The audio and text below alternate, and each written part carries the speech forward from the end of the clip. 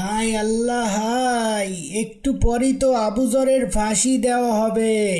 এদিকে সেই যুবকের কোনো খোঁজ নেই। হায় আল্লাহ, জীবনে কত লোকের ফাঁসি দিয়েছি, কিন্তু আজ আর নিজেকে সামলাতে পারছি না।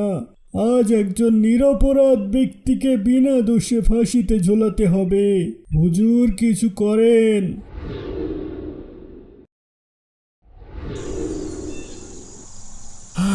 এখন অনেক পথ বাকি, এদিকে খাবারও যাচ্ছিল সব শেষ। বড্ড ক্লান্ত হয়ে গেছি, একটু জিরিয়ে নিই। কিরে আমার প্রিয় শামসু, তুইও তো মনে হয় অনেক ক্লান্ত। যা, তুইও কিছুক্ষণ এই খেজুর বনে জিরিয়ে নে, কিছু ঘাস লতা পাতা খেয়ে নে। আমাদের দুই বন্ধুকে এখনো দীর্ঘ পথ পাড়ি দিতে হবে।